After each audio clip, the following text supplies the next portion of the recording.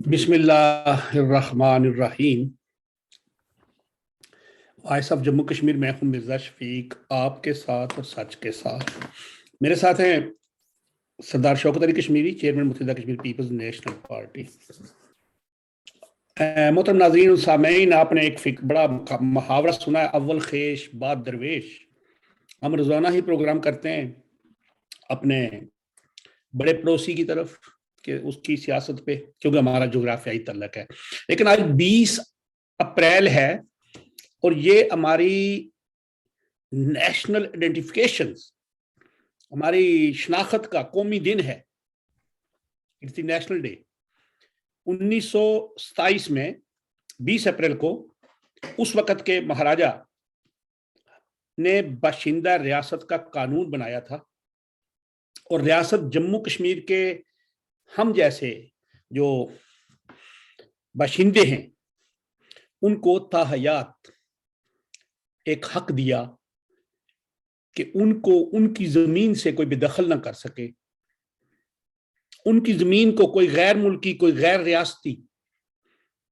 पैसों के जोर पे, दोस्त दांदली के जोर पे कब्जा तो चलो हो ही गया, लेकिन खरीद ना सके, अपने नाम मुंतकली ना कर सके। वैसे तो खुद साख्ता आजाद जो कश्मीर है वहां पे तो स्टेट सब्जेक्ट 5,000 रुपए से लेके पता नहीं कब कब तक बिके हैं और अफगानी नेशनल्स को वहां पे सेटल किया गया है। और उनके, क्योंकि हमारे भी बहुत से लोग हैं, हमारे भी वो वालदैन के नाम से खान और ये सारे हमारे भी लकब होते थे, तो वो लकब उनको भी दे के तो उनको हमारे साथ बुला दिया गया, क्योंकि 10-11 लाख कश्मीरी वैसे ही बाहर हैं, तो उनके वो खाने ढूंढ लेते हैं पैसे लेके। और तो और 4 लोग इस वक्त मौजूदा आज़ाद कश्मीर की असेंबली में पंजाबिस्तान से बैठे हैं और उनको भी स्टेट सब्जेक्ट इशू है। खैर, मैं शौकत साहब से ये बात करूंगा भी, और मैं मुबारक देता हूं अपने सारे कश्मीरी बहन भाइयों को, इस पार उस पार, खा वो कश्मीरी हैं, वो जो रियासत के हैं, जो गिलगित बल्तिस्तान है, लद्दाख है, कि हमें आज अपने उस वक़्त के हुक्मरान का को याद रखना चाहिए और उसको खराज तहसीन पेश करना चाहिए कि उसने हमारी शनाख्त को बरकरार रखने के लिए उस वक़्त आज से 100 और ये जो पिछले साल गुजरे 100 यानी साहब अब 74 साल करें तो उसमें उसने हमारी शनाख्त की रखवाली की। तो हम शौकत साहब से बात करेंगे अभी। जनाब अस्सलाम वालेकुम। जी वालेकुम सलाम। सर, साबका वजीर इत्तलात और वजीर कानून और पता नहीं क्या क्या थे वो, उन्होंने आज कहा कि पाकिस्तान खाना जंगी के करीब पहुंच गया है, कप्तान के बगैर सियासत नहीं चल सकती। ये कहते हैं फवाद चौधरी। मैं समझता हूं कि 1958 को भी छोड़ दें, 60 को भी छोड़ें, 70 को भी छोड़ें, लेकिन 80 की दहाई में जो एस्टेब्लिशमेंट इनकलाब और जिहाद की तरबियत और तालीम लेके आगे आई थी ना, उनमें एक बड़ा एक ग्रुप था वो बना हुआ है, और वो इस्लामी इनकलाब और जिहाद की तस्हीह करते रहे। और वो जनरल ज़ियाउल हक साहब का दौर था, वहां से वो निकले यंग यंग यंग यंग, फिर अभी बड़े हो गए, और उनकी फैमिलीज भी आज वही लोग एक नेशनलिज्म का खुद साख्ता नारा लगा के वो उसका करके, तो वो आज इमरान खान के फॉलोअर्स एज ए नेशनलिस्ट अपने आप को शामिल कह रहे हैं। जैसा कि इमरान साहब ने कहा कि वो अमेरिका की साजिश हुई, मेरी हुकूमत थी, आज उसी कांग्रेस वुमेन थी वो अलहाम अली, वो आई, उन अलियान जी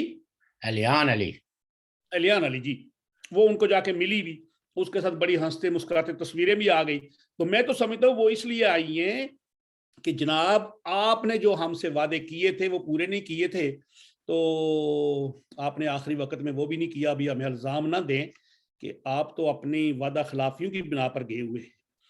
और जो साबका खातून दोम थी मोहतरमा रेहम खान, उनने किताब लिखी थी, याद है आपको? आप तो खैर आपके पास शायद नहीं वक्त, वो पढ़ी नहीं। तो उसके जो अबवाब थे ना, उसके अबवाब की जो तहरीरें थी, उनके मतलब 8 वीडियोस जो है ना वो प्राइम मिनिस्टर हाउस से मिल गई। لیکن بتقدس رمضان شریف جو اس وقت حکومت ہے وہ کہتے ہیں جی ہم یہ ابھی عید کے بعد اس کا وہ کیا کہتے ہیں ٹرو مرو شو نہیں جس طرح ہوتے شاید وہ چلیں تو لیکن وہ کہتے ہیں جی اخلاقی طور پہ ہم تو نہیں چلوانا چاہتے. اور آج فواد چودھری صاحب نے یہ بھی کہا ہے کہ کبھی بھی جنرل فیض حمید کو آرمی چیف بنانے کا نہیں سوچا. اچھا جی اب آپ کے پاس. السلام علیکم. جی وعلیکم السلام. پہلے تو جو آپ نے تاریخی حوالہ دیا 1927 میں 20 مارچ 1927 کو اسٹیٹ سبجیکٹ لاگو کیا گیا مہاراجا ہری سنگھ نے اس خطرے کے پیش نظر کہ غریب لوگ اپنی زمینیں بیچ کے بے گھر نہ ہو جائیں اور بالآخر ریاست جموں کشمیر کے لوگ جو ہے وہ اقلیت میں نہ بدل جائیں, کیونکہ اس وقت ان کو خطرہ تھا کہ پنجاب کے جاگیرداروں کے پاس پیسہ بہت ہے. جب میں پنجاب کہتا ہوں تو اس وقت یونائٹڈ پنجاب تھا. جی جی تو الٹیمیٹلی ان کشمیریوں کا جو چھوٹا موٹا گزارا جو ہے وہ اپنی زمینوں پہ ہوتا ہے, یہ اس سے بھی ہاتھ دھو بیٹھے ہیں. تو لہٰذا انہوں نے اسٹیٹ سبجیکٹ کا قانون بنایا کہ کوئی بھی غیر ریاستی باشندہ جو ہے وہ یہاں پراپرٹی نہیں خرید سکتا. اور اس کی وجہ سے آپ یہ کہہ سکتے ہیں کہ ریاست جموں کشمیر کی جو ڈیموگرافی ہے وہ برقرار رہی, اور ہندوستان اور پاکستان دونوں حکومتوں نے کافی لمبے عرصے تک اس قانون کا احترام بھی کیا. لیکن بدقسمتی سے 1954 میں 1954 میں جی کچھ اس کی گلگت بلتستان میں اس قانون کی خلاف ورزیاں ہوتی رہی اور بالآخر جو ہے وہ اسٹیٹ سبجیکٹ کو یونیلیٹرلی ختم کر دیا گیا گلگت بلتستان کے ایریاز میں. وہاں کے لوگوں کی جو سب سے پاپولر اور یونائٹڈ آواز ہے وہ اسٹیٹ سبجیکٹ رول کی بحالی کا ہے. اب تو یہ ہے کہ اس اسٹیٹ سبجیکٹ کی بڑے پیمانے پہ سبھی جگہوں پہ خلاف ورزی ہو رہی ہے, اور حد یہ ہے کہ ریاست جموں کشمیر جسے پاکستانی مقبوضہ کشمیر کہتے ہیں, اس حصے کے جو جو جو لیجسلیٹو اسمبلی ہے جے کے, یہاں 12 سیٹیں 6 جموں کی اور 6 ویلی کی رکھی گئی ہیں. اور اب جموں کی ان سیٹوں پہ جعلی ڈومیسائل کے ذریعے, جعلی اسٹیٹ سبجیکٹ کے ذریعے اب جو ہے وہ پنجابی ہمارے یا پاکستانی ہمارے جو ہے وہ لیجسلیٹر بن گئے ہیں, جس کے جو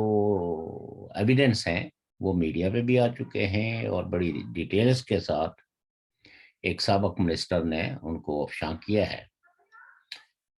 اب چونکہ آپ آزاد کشمیر کی حکومت سے تو کسی قسم کی کوئی توقع نہیں رکھ سکتے کہ وہ کسی نیشنل انٹرسٹ کو ملحوظ خاطر رکھتے ہوئے کوئی ایسا قدم اٹھائیں گے جو ریاست جموں کشمیر کے وسیع تر لوگوں کے مفاد میں ہو,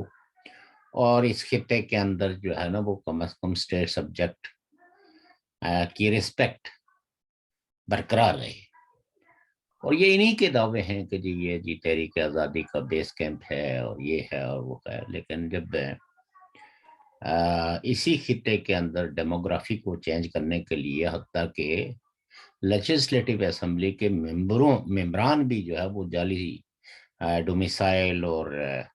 اسٹیٹ سبجیکٹ کے ذریعے جو ہے وہ آپ کے حکمران بن جائیں گے, تو پھر اس سے آپ اس خطے کے مستقبل کا بخوبی اندازہ لگا سکتے ہیں. ہم تو ان واقعات کی مذمت کر سکتے ہیں, اس پہ احتجاج کر سکتے ہیں, لیکن بنیادی طور پر وہ فریق جو لوگ کو سٹینڈائی رکھتے ہیں انہیں بھی اپنے کانسٹیٹیوشنل فرائض انجام دیتے ہوئے اس مسئلے کو ان عالمی اداروں کے اندر اٹھانا چاہیے جنہوں نے ریاست جموں کشمیر کی انٹیگریٹی سالمیت کا ایک عہد کر رکھا ہے. بالخصوص یورپین یونین نے 2007 میں ایک ریزولوشن پاس کی تھی جس میں حکومتوں کو کہا تھا کہ وہ یونیلیٹرلی کسی بھی حصے کو انیکس نہیں کر سکتے اور نہ ہی یہاں کی ڈیموگرافی چینج کرنے کے لیے اسٹیٹ سبجیکٹ کی ابروگیشن کر سکتے ہیں. اینی ہو یہ ایک بڑی افسوسناک اور دکھدے خبر ہے کہ اب ہماری شناخت جو ہے، پہلے تو ہماری ریاست وجودیت اور عدم وجودیت کی وجہ سے بے شمار خطرات سے لاحق تھی، اب ہماری آئیڈینٹی پہ، ہماری شناخت پہ اور ہماری اکثریت پہ بھی شب خون مارے جا رہے ہیں. اور اس کے تدارک کے لیے میں سمجھتا ہوں کہ یونائٹڈلی اسٹرگل کی ضرورت ہے. باقی جہاں تک آپ نے پاکستان کی صورتحال کی بات کی ہے تو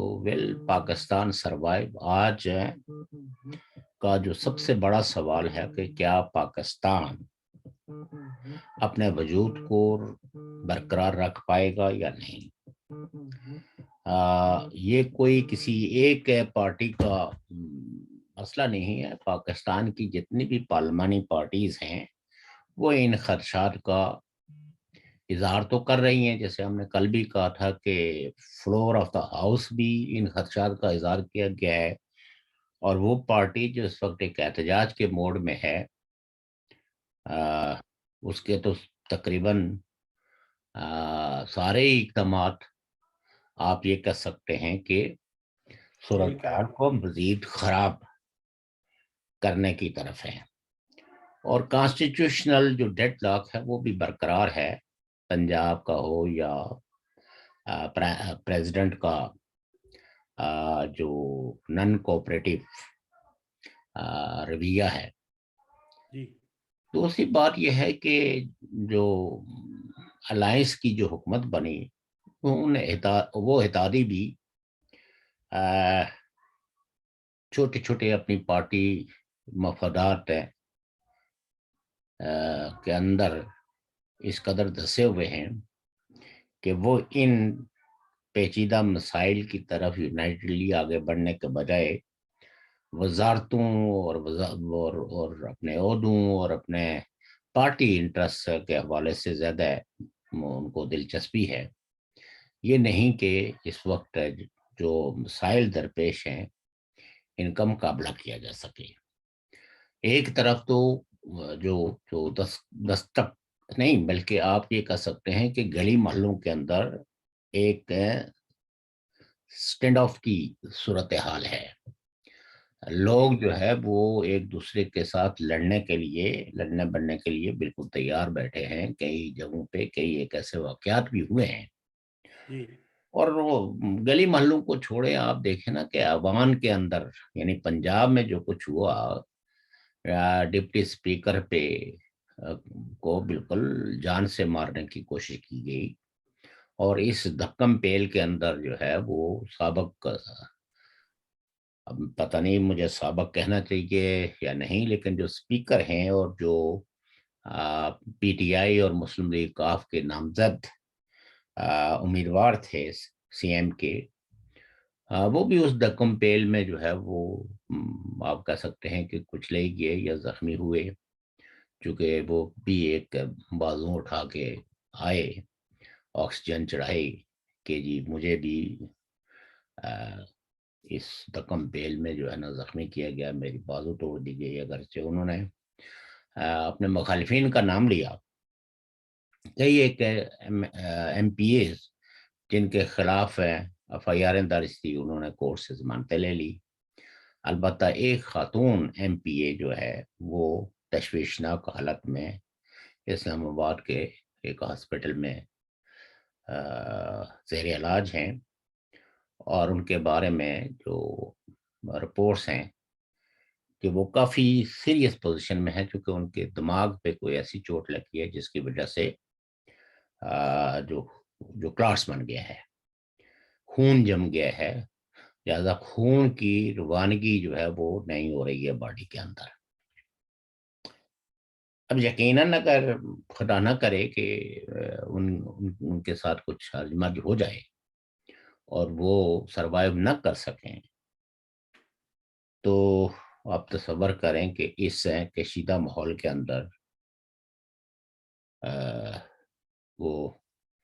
کہتے ہیں نا کہ آگ پہ تیل چھڑکنے والی بات ہوگی، اور اس وقت ایک بہانے کی ہی ضرورت ہے، اور پھر جو ہے نا انکنٹرول جو وائلنس ہے وہ سٹارٹ ہو جائے گا۔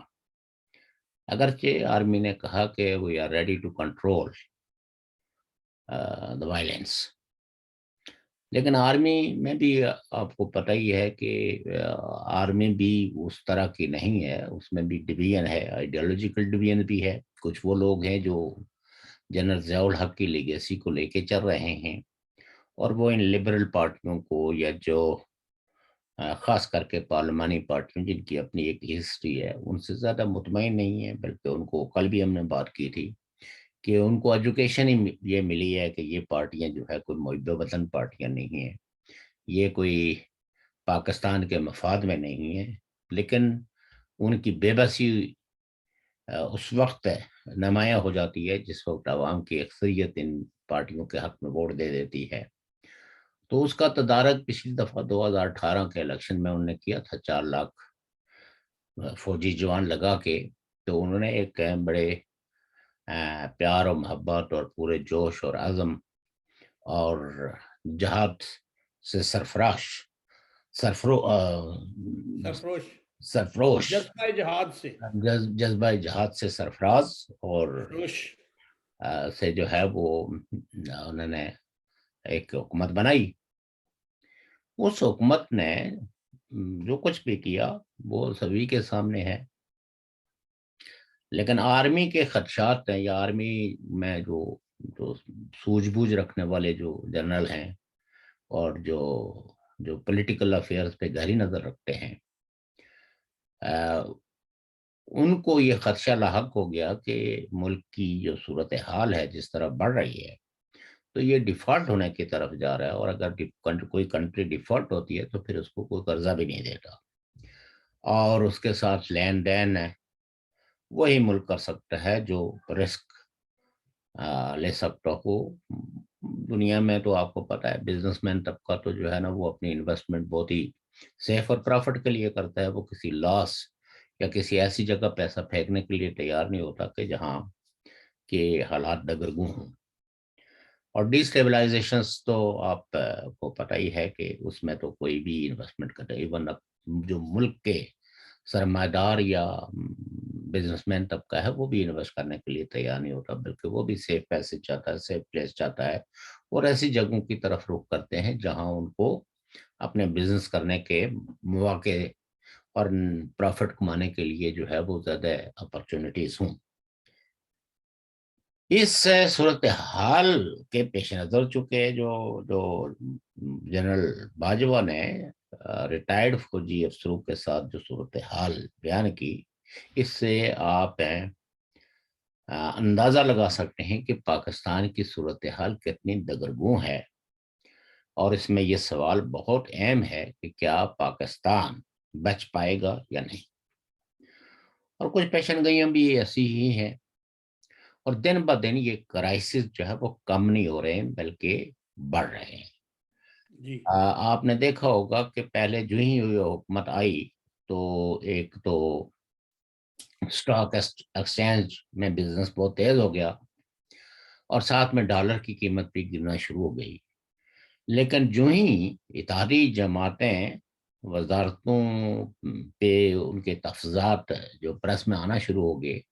تو آہستہ آہستہ پھر ڈالر کی قیمت اوپر جا رہی ہے، اور اسٹاک ایکسچینج کا بھی نمبر گرتا جا رہا ہے۔ اگرچہ جو پرائم منسٹر شہباز شریف ہیں وہ پرعزم ہیں، لیکن یہ عزم تبھی برقرار یا اس عزم کے کچھ نتائج برآمد ہو سکتے ہیں کہ جب ساری اتحادی پارٹیوں اس نقطے پہ کہ عوام کو کچھ ڈلیور کرنا ہے اور اس کے لیے اپنے جو پارٹی پیٹی انٹرسٹ ہیں ان سے بالاتر ہو کے سوچنا ہے، اور رول آف لا کو انشور کرنا ہے، خاص کر کے وہ جو پاکستان کے فوری مسائل ہیں جس میں مسنگ پرسن کا مسئلہ ہے، جس میں یہ جو کشت و خون اور لا لیسنس اور یہ ساری چیزیں ہیں،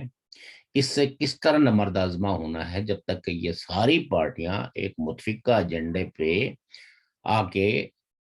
تو کوئی اسٹریٹجی ایوالو نہیں کرتی، تو یقیناً یہ جو اتحادی گورنمنٹ ہے یہ بھی ایک فیلڈ گورنمنٹ ہی ہوگی۔ آپ دیکھیں نا کہ ابھی جو ہے وہ اس پرائم منسٹر نے ابھی حلفی اٹھایا تھا، تو چاغی کے اندر جو نا واقعہ ہوا اور اس کی وجہ سے کتنی کشیدگی ہے امانگ دا رولنگ کلاس، اور بلوچستان میں کس قدر کشیدگی ہے، اور لوگوں کا جو ہے وہ اگر آپ ٹویٹر کھولیں اور وہاں جو سچویشن دیکھیں تو اس سے نیچرلی ہم جیسے سینسیٹیو لوگوں کے لیے تو یہ بہت ہی المیہ ہے، اٹس اے ہیومن ٹریجڈی کہ ایک خطے سے اتنے لوگ لاپتہ بھی ہیں، اور پھر جو کوئی پروٹیسٹ کرتے ہیں یا کسی ناانصافی کے خلاف جو ہے باہر نکلتے ہیں، تو ان کی ہونا تو یہ چاہیے کہ ان ناانصافیوں کو ایڈریس کیا جائے، ان کو انگیج کیا جائے، ان کے ساتھ مذاکرات کیے جائیں، ان کو گولیاں ماری جاتی ہیں۔ اس کا مطلب یہ ہے کہ فوج کے اندر بھی ایک ایسا سیکشن موجود ہے جو کسی صورت میں بھی جس کو امن سے کوئی غرض نہیں ہے، بلکہ وہ ایسی سچویشن ہی پیدا کرنا چاہتے ہیں کہ جس سے وہ جو ان کے طویل المیاد منصوبے ہیں کہ پاکستان میں ایک کو کے ذریعے جو ہے زور زبردستی سے وہ نظام لایا جائے جو ڈیموکریٹک راستے سے شاید وہ سمجھتے ہیں کہ ممکن نہیں ہے، کیونکہ ڈیموکریٹک جو راستہ ہے اس میں تو عوام کی جو اکثریت ہے وہ اپنے فوری اور بنیادی مسائل پہ ان پولیٹیکل پارٹیز کی طرف رجوع ہوتی ہیں جو زیادہ پراگمیٹک پروگرام رکھتی ہیں یا جن کے کچھ نہ کچھ کریڈنشلز بھی ہوں۔ لیکن مجھے لگتا نہیں ہے کہ پاکستان جو ہے وہ اس مس سے باہر نکل آئے گا۔ کل عمران خان صاحب جو ہے ان کا جلسہ ہے لاہور میں، جی اور جس طرح کے میسیجز لوگوں کو لانے کے لیے اور پھر چندے جمع ہو رہے ہیں، اور خاص کر کے جو ہے وہ یعنی تمام لوگوں کو اس بڑے جلسے کو منعقد کرنے کے لیے جس طرح کے وسائل درکار ہیں وہ وسائل سارے پہنچا دیے گئے ہیں متعلقین کو، اور 1 ارب سے زیادہ جو ہے وہ پیسہ اس جلسے کے لیے انویسٹ کیا جا رہا ہے۔ اصل وہ 2012 والا ماحول چاہتے ہیں نا وہ بنانا۔ وہ نہیں، وہ تو ماحول اس لیے نہیں ہو سکتا اس دفعہ، تو چلو ٹھیک ہے، کیونکہ ظاہر ہے کہ ایک پارٹی تھی جس نے ایسے ہے نا جی 1 ارب روپیہ تھوڑا تو نہیں ہے نا، بڑا روپیہ ہے۔ 4 سال جس نے حکومت کی ہے، جس کے ابھی بھی 123 کے قریب MNAs ہیں، اور 4 اگر کم از کم 2 صوبوں کے اندر ابھی بھی حکومت ہے، اور ان میں بڑی تعداد کے اندر جو ہے وہ MPAs ہیں، اور اگر ایک MPA جو ہے وہ دو ہزار یعنی اپنا جو انہوں نے لیا ہوا ووٹ ہے اس میں سے اگر 10% لوگوں کو بھی وہاں اکٹھا کریں تو 1,00,000-2,00,000 کا مجمع تو لگانا جو ہے وہ ایسی رولنگ پارٹی کے لیے کوئی امپاسبل نہیں ہوتا۔ اس ملک میں بے روزگاری بڑی ہے، بیکاری بڑی ہے، شام کو لوگ فارغ ہوتے ہیں، انٹرٹینمنٹ وہ نہیں آپ ہے، کی جیب میں پیسے ہوں تو آپ بہت کچھ کر سکتے ہیں جناب۔ کھانا وانا دوسرا پانی وانی سب کچھ چلتا ہے۔ تو خیر بینی ہو، یہ تو ہم کہتے ہیں، لیکن بہرحال جو آرگنائز کر رہے ہوتے ہیں ان کے لیے کافی مشکلات بھی ہوتی ہیں، خاص کر کے ایسے وقت میں کہ جب ماحول جو ہے نا وہ فرینڈلی نہ ہو، اور اسٹیبلشمنٹ کا ایک پاورفل سیکشنز بھی آپ کی ایکٹیویٹیز کو انڈورس نہ کرتا ہو، تو اس میں اگر وہ بڑی تعداد میں لوگوں کو باہر نکالنے میں کامیاب ہو جاتے ہیں تو اٹس جو ہے نا گڈ سائن فار PTI۔ جی جی اور لیکن میں جو جس چیز پہ میں سمجھتا ہوں کہ جو اتحادی جماعتیں ہیں جو اس وقت رولنگ پارٹیاں ہیں، یہ چونکہ اب ساری رولنگ پارٹیاں ہیں، ابھی کسی نے وزارت لی ہے کسی نے نہیں لی ہے،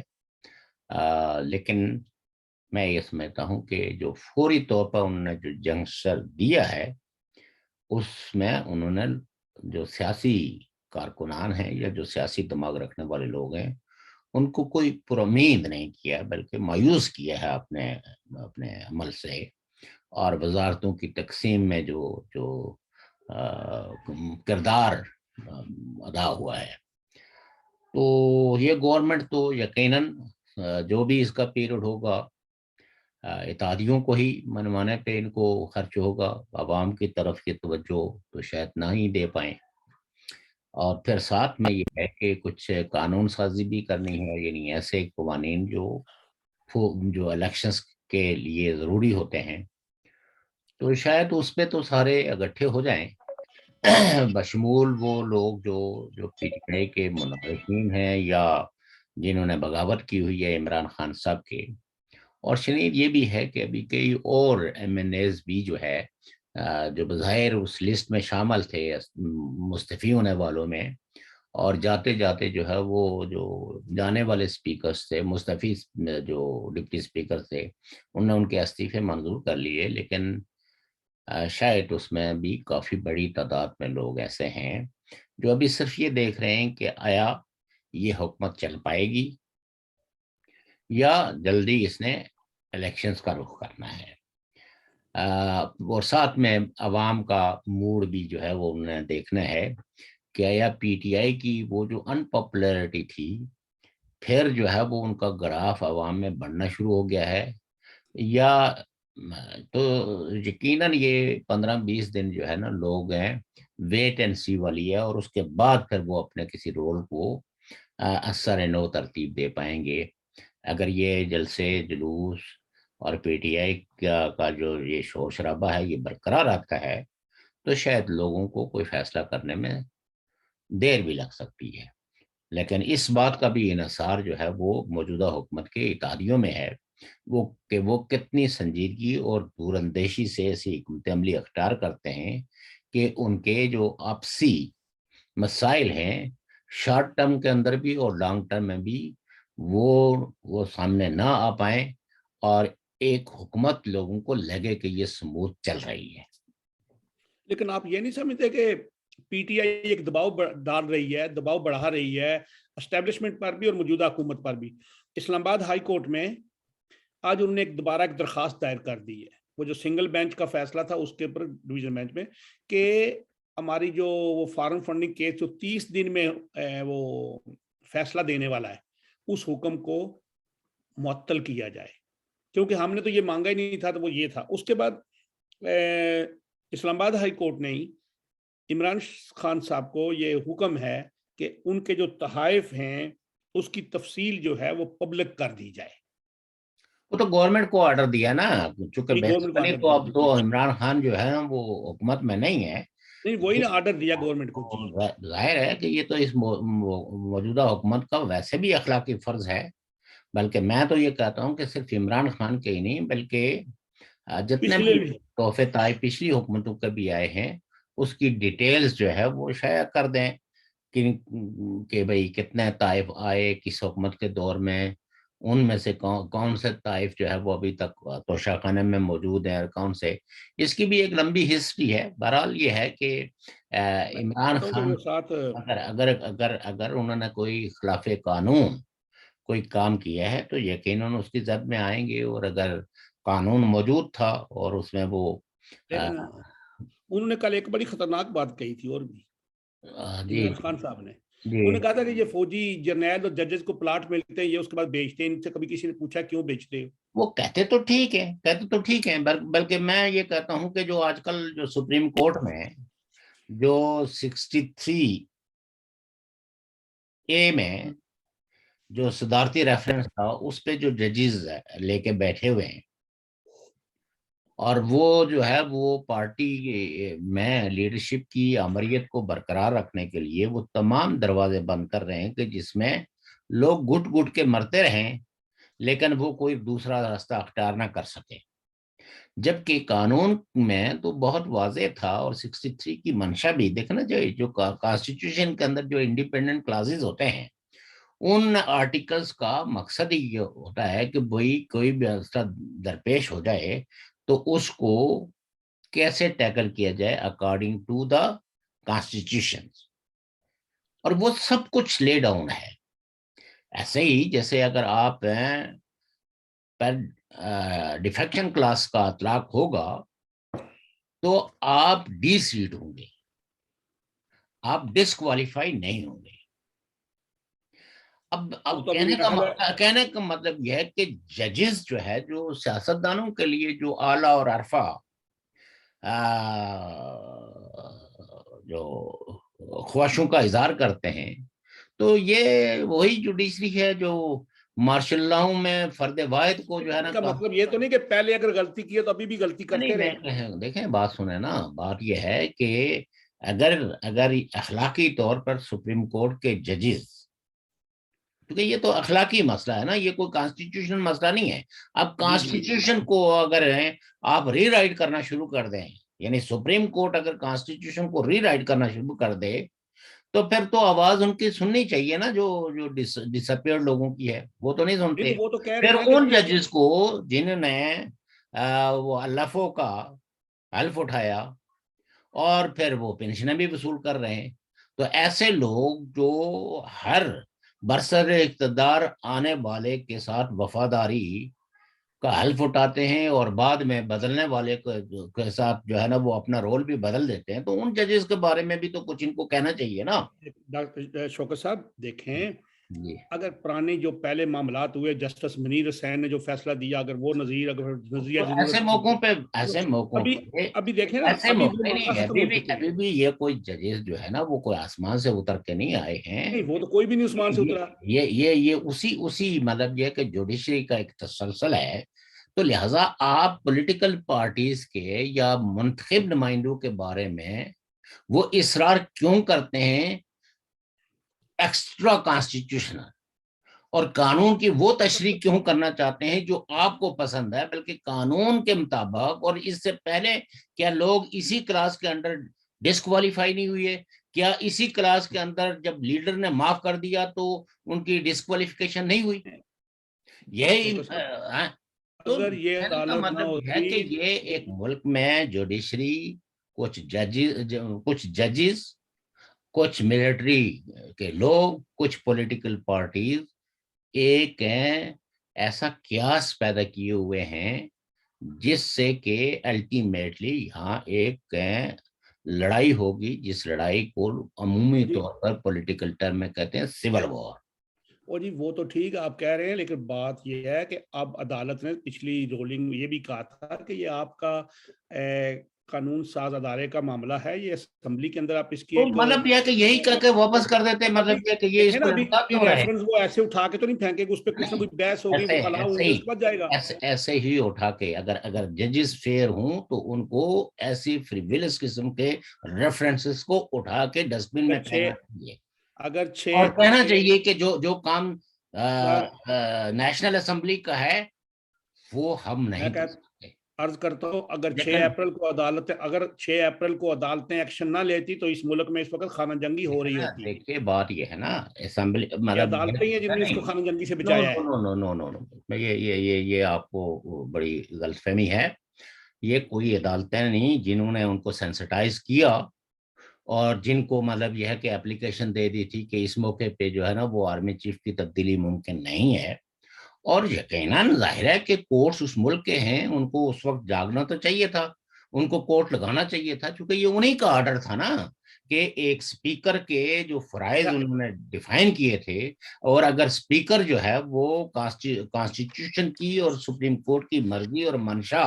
کا جو فیصلہ تھا اس کی مرضی اور منشا کے مطابق ایکٹ نہیں کر رہا ہے، تو پھر انہوں نے تو ظاہر ہے کہ آپ کو پتہ ہی ہے کہ کورٹ ایون اگر غلط فیصلہ بھی کر لے، غلط فیصلہ بھی، جو مطلب یہ ہے کہ غلط فیصلہ ہو، اس میں بھی اگر کوئی نہ مانے تو اس پہ کیا لگتا ہے؟ کنڈم کورٹ کیا کنڈم۔ نہیں ہیں تو بات سنے اس لیے سارے بات ٹھیک وہ تو ہے، ان کا فرض تھا، وہ انہوں نے کھولے تو کوئی سیاستدان مطلب یہ کہ ان کے پاس ہمیں سیاستدان بھی جو گند ڈالتے ہیں وہ بھی دیکھیں نا. یار دیکھو آج گورنر جو پنجاب ہے آ، اس وقت پاکستان، اس وقت وہاں پہ اصولی طور پہ ابھی تو کاغذی طور پہ 2 گورنر ہو گئے نا. اس پہ بھی سپریم کورٹ کو سوموٹو لینا چاہیے، ابھی لیا ہے چونکہ انہوں نے، ابھی کل کیا، کل عدالت میں نہیں لیا. کل تو وہ تو ہائی کورٹ میں جب ایک پارٹی گئی ہے جو اگریو پارٹی تھی. لازمی بات ہے. بات یہ ہے کہ پریزیڈنٹ کا رول جو ہے وہ ایک کانسٹیٹیوشنل ہیڈ کا ہوتا ہے، اس کے لیے کانسٹیٹیوشن میں لکھا ہوا ہے کہ وہ پارٹیشن نہیں ہوگا، وہ اپنی پارٹی کی انسٹرکشن کو فالو نہیں کرے گا، بلکہ وہ اسٹیٹ کا پریزیڈنٹ ہے اور وہ اسٹیٹ کے لارجر انٹرسٹ میں جو ہے وہ آرڈر فالو کرے گا جو پرائم منسٹر اس کو ایڈوائز دے گا، اور اس میں اس نے اپنا مائنڈ بھی اپلائی کرنا ہے، اور اگر وہ اپنا مائنڈ اپلائی نہ کرے تب بھی وہ تابع جو پرائم منسٹر کی ایڈوائزز ہیں وہ اس کے تابع ہے، وہ انڈیپینڈنٹلی نہیں، بلکہ وہ ایک ریسپیکٹ کے اعتبار سے ایک اسٹیٹ کے بیلنس کے حوالے سے جو ہے نا ایک ہوتا ہے. اسی طریقے سے گورنر بھی جو ہے یہ اختیار کس کا ہے؟ یہ جو ہے وہ فیڈرل گورنمنٹ کا اختیار ہوتا ہے ان کو اپائنٹ کرنا. جب فیڈرل گورنمنٹ جو ہے وہ چینج ہو گئی، انہوں نے آرڈر جاری کر دیے کہ بھئی یہ گورنر اب ہمیں منظور نہیں ہے، تو پریزیڈنٹ کو وداؤٹ اینی ڈیلے، لیکن ظاہر ہے کہ اگر ڈیزائن کرائسس پیدا کرنے کے ہوں اور کورٹ اس انتظار میں بیٹھی رہے تو نہیں، جہاں سوٹ موٹو یعنی جو پبلک انٹرسٹ کی جو سو موٹو کا سول اینڈ اسپرٹ کیا ہے، وہ یہ ہوتا ہے کہ جب پبلک انٹرسٹ جو ہے وہ ایوالو ہو جائے تو وہاں سپریم کورٹ انٹروین کر سکتا ہے بغیر کسی کی درخواست دیے ہوئے. ٹھیک ہے. اور جب میں یہ کہتا ہوں کہ یہ کوئی آسمان، یہ سارے اخباریں پڑھتے ہیں، ٹی وی دیکھتے ہیں، فیملی والے لوگ ہیں، ان سب کو اس سارے صورتحال کا پتہ ہوتا ہے. تو بعض معاملات ایسے ہوتے ہیں کہ جس میں آپ کو کوئی کسی مطلب یہ ہے کہ کوئی اگریوڈ پارٹی اگر کوئی اپلیکیشن لے کے جاتی ہے تو اس پہ، لیکن بعض ایسے معاملات ہوتے ہیں جس میں سپریم کورٹ کو انٹروین کرنا ہوتا ہے تھرو سوموٹو ایکشن. لیکن اوکے جی، ابھی تو ہمارا ویسے وقت بھی بالکل نزدیک جی لگ جی گیا ہے. محترم ناظرین و سامعین، کل پھر بعد ملیں گے. بات ہو رہی ہے یہ جو ابھی ریاست مدینہ بنانے چلے تھے، اور ریاست مدینہ کے جو پیروکار تھے اور جو خلیفہ جو خود ساختہ خلیفہ بنے ہوئے تھے، ان کے کرتوت اس طرح ظاہر ہو رہے ہیں کہ وہ اس ملک کو تو تباہی کی طرف لے کر گئے ہی ہے، معاشی بھی، اخلاقی بھی اور تہذیبی، بالکل اس کو. ابھی جو ان کی جو یہ آلات، جو نئی نئی چیزیں سامنے آ رہی ہیں، اللہ معافی دے، اس رمضان کے مہینے میں ہم ان پہ بات نہیں کرنا چاہتے. دیکھیے حلیم صاحب، سوری ٹو کٹ، بات یہ ہے کہ اس ملک کا ایک رسم ہے، ایک رواج ہے، ایک ٹریڈیشن ہے. آنے والے میں ساری خوبیاں برتے ہیں اور جانے والے پر ساری لانتیں ملامتیں کرتے ہیں. بات یہ ہے کہ اس پہ ایک جوڈیشل کمیشن بننا چاہیے. جو بھی موجودہ حکومت یہ سمجھتی ہے کہ یہ irregularities ہوئی ہیں، یہ جو ہے وہ ملک کی معیشت کو تباہ کرنے کے لیے جو اقدامات کیے گئے، ایسے نہیں ہواؤں میں بیانات کا سے آج وہ سامنے آئے ہیں جی، آج تو لے آئے ہیں وہ سامنے، کیا کاغذ آ گیا سامنے. وہ بھی کیا لے آئے انہوں نے فروری میں، ہاں فروری کے آخر جب ان کو پتا لگا یہ ابھی ہو رہا ہے سارا سسٹم ہمارے خلاف، تو انہوں نے پٹرول کی قیمت کو فریز کر دیا جون کے بجٹ تک. ٹھیک ہے، بلنگ پے نہیں کرنی، یہ کچھ نہیں کرنا، یہ چھوڑ دیں. آج مفتہ اسماعیل صاحب نے وہ لے آئے سامنے کہ انہوں نے اس طرح تقریباً 200 ارب پر منتھ ان کو پتا تھا جو آگے حکومت آئی اس کو چلنا نہیں چاہیے، اس کو پھنسا دیا ہے. دیکھیں نا، اگر وہ قیمتیں بڑھائیں گے، یہی بیانیہ جو ہے وہ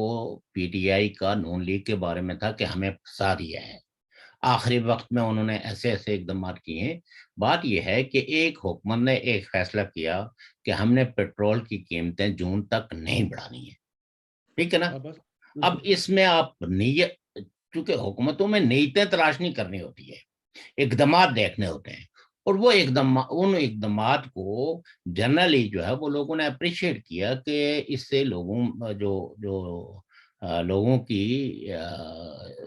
پیٹرول کی قیمتیں گرنے کی وجہ سے دیگر چیزوں پہ بھی اثر پڑتا ہے۔ تو لہٰذا مفتیٰ اسماعیل صاحب کی یہ بات کہ یہ آنے والی حکومت کو یا کوئی